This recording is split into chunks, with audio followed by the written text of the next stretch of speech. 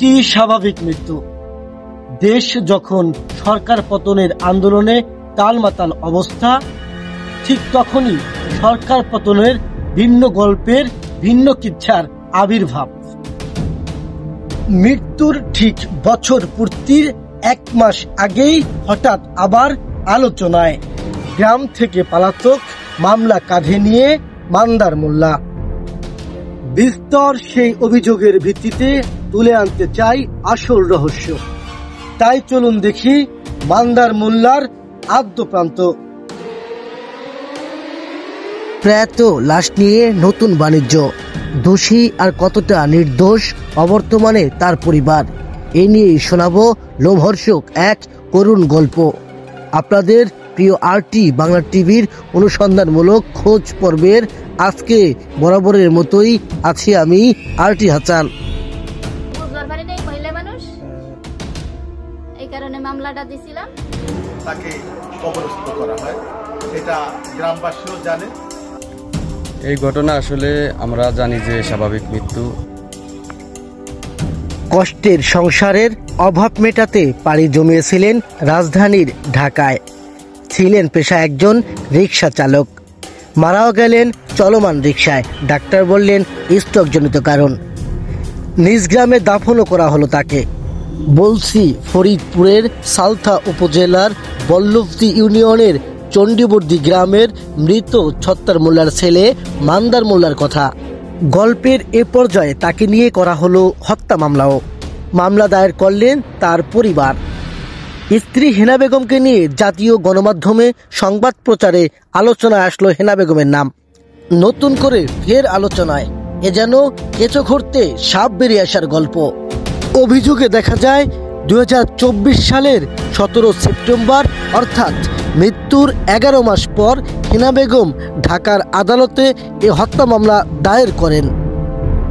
আর মামলার এজাহারে উল্লেখ করা হয় 2024 সালের 18 জুলাই মিরপুর গোল চত্বরে বৈষম্য বিরোধী ছাত্র আন্দোলনের সময় আসামি মান্দার মোল্লাকে পিটিয়ে হত্যা করা হয়।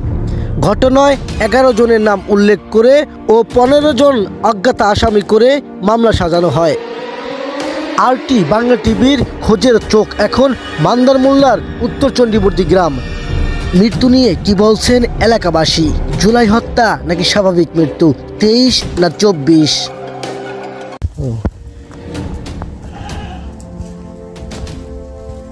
এই জুলাই এই আন্দোলনের আগে আরো প্রায় 1 বছর আগে মারা গেছেন, ধরেন বছর হয়ে গেছে না? কিভাবে মারা গিয়েছে? স্ট্রোক করে। তিনি প্রায় 1 বছরেরও ঊর্ধ্বে তিনি মারা গিয়েছেন এবং তিনি মারা যাওয়ার পরে এই চণ্ডীবর্দী গ্রামেই তার মৃতদেহ আসেন এবং সেক্ষেত্রে গ্রামবাসী তার নিজ বাড়িতে তিনি মনে করে কাফন দাফন শেষে তার নিজ গ্রামেই বা তাদের জায়গায় তাকে কবরস্থ করা হয়, এটা গ্রামবাসীও জানে। আর ওই জানাজায় আমি উপস্থিত ছিলাম। আমি তখন বাড়িতে ছিলাম। আমাকে হঠাৎ 10টা-11টার দিকে ফোন দেওয়া হয়েছিল যে মান্দার মোল্লা জানাজা হবে উত্তর চণ্ডীবর্দীর নিজ বাড়িতে, আপনি উপস্থিত থাকেন। মৃত্যুর দিন শুনেছি যে হঠাৎ উনি স্ট্রোকজনিত রোগে আক্রান্ত হয়ে উনি মারা গিয়েছেন। কবরের অবস্থা, চারপাশে গাছপালার অবস্থা, স্বাভাবিক মৃত্যুর সময়সীমার সাথে যখন মিলে যায়, আরটি বাংলা টিভির খোঁজ তখন আসামির খোঁজে। আমার নাম বিজয় দত্ত, আমি একজন গণমাধ্যম কর্মী এবং মিরপুরে এক হতে যেসব চাঁদাবাজি হচ্ছিল বিগত আমলে, সেগুলোর সব সেলিম মিয়াই করত এবং তার বিরুদ্ধে যখন আমি নিউজ করার ফলে সে আমার নামে মিথ্যা মামলা দায়ের করে হেনা বেগমকে দিয়ে। আমি হেনা বেগমকে কখনো দেখি নেই এবং যিনি হেনা বেগমের স্বামী মৃত, আমি ওনার সাথেও কখনো আমার দেখা সাক্ষাৎ হয়নি, কথাও হয়নি। তো এখন এই বিষয়টা হচ্ছে এইসব মানুষ। খোঁজ পর্বে মান্দার মোল্লার স্বাভাবিক মৃত্যু নাকি জুলাই হত্যা?